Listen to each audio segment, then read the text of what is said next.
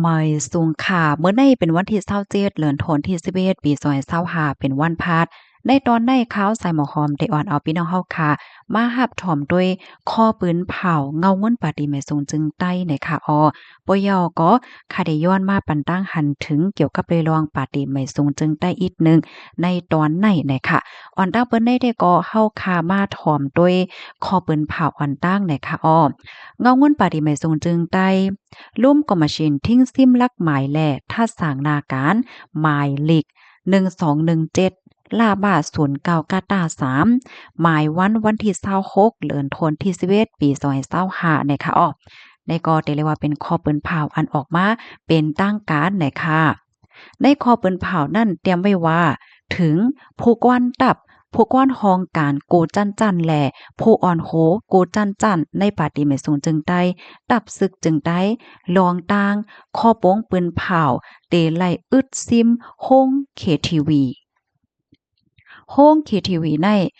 ไล่ท่าฐานเป็นตีห้วยป้ายเฮ็ดสร้างให้ในกวนเมืองกวนตั้งนำมึงเมาแก่กลางตั้งเปี่ยวล่นเลอเสบ่มีกึกกับกันมาตั้งยามลู่หลายรองหลายอันเสียก้วยอำกา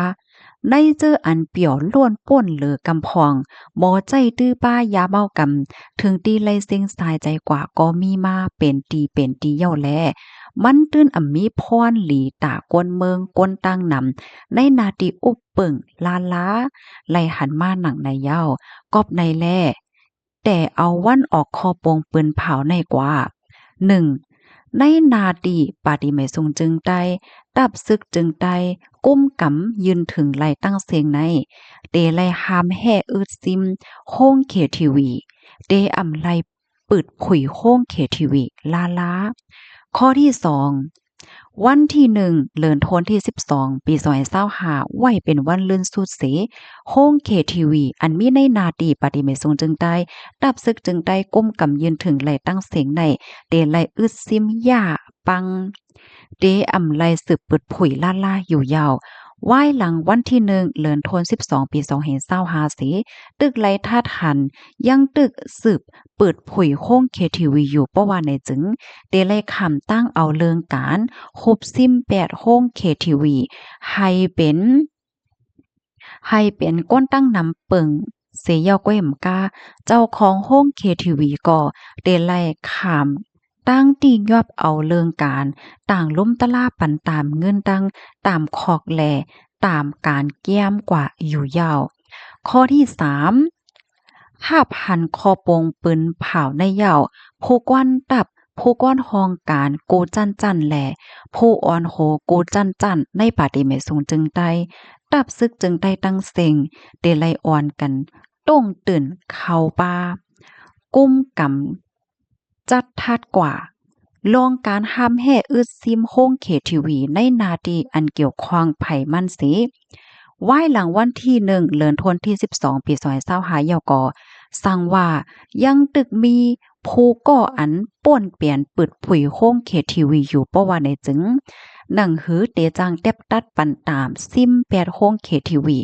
ตั้งตามคอกแลการย่ามกว่าไหลนั่นเตไลติ้งยอบเอาเรื่องการต่างอาบถึงลุ่มตะลาเงาง่นกว่าอยู่ยาวข้อโป้งปืนเผามีหนังไหนจอมซึกหลงเคอไตผู้อ่อนโหก็มาชินทิ้งซิมลักหมายแลทัดสางนาการเงาง่นปาฏิแม่ทรงจึงใต้ในค่ะเพิ่นลิงก์ในค่ะเลยปึงอิงออกมาดีเพจ SPP Info ต่างไว้นะคะเดี๋ยวเลยว่าเป็นเพิ่นลิงก์อันเป็นตั้งการนะคะพี่ๆน้องๆเฮาค่ะอันไลหาบถ่อมยินเหย้าในแค่นดอจอยกันสืบเปิ้นแพ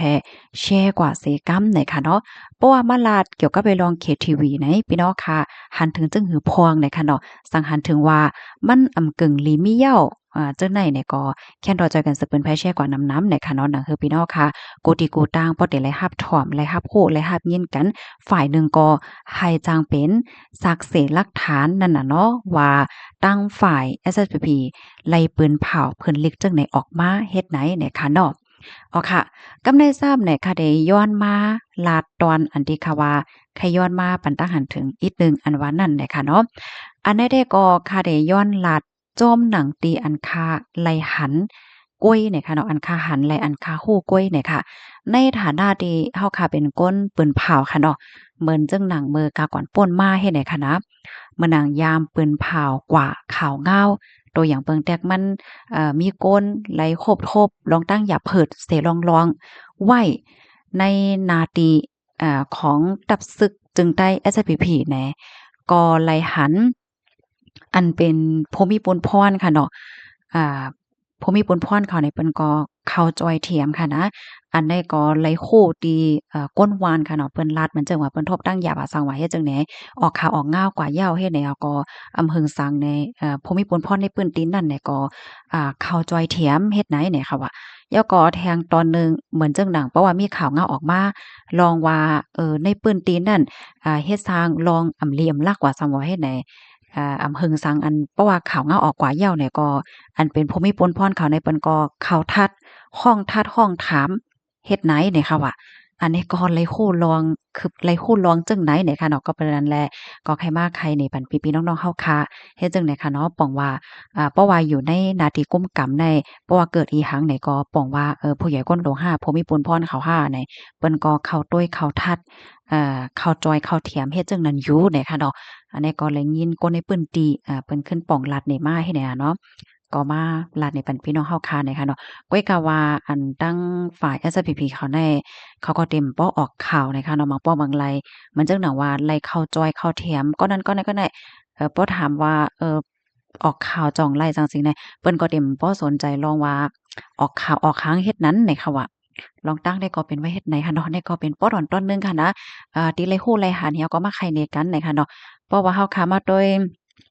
ในตรงวงเฮาค้าเนี่ยค่ะเนาะอันไหลที่มันหลีมันเข้มมันขึ้นใหญ่มันหลีปานแห้งกันก็ปานแห้งกันกว่าค่ะเนาะนะคือมันเป็นหลียาวหลีเทียงเฮ็ดให้ค่ะนะยินจมปกติรับถอนปานแห้งค่ะย้อนให้อยู่เลยกินหวานและรอดเพกันค่ะเนาะบ๊ายสงค่ะ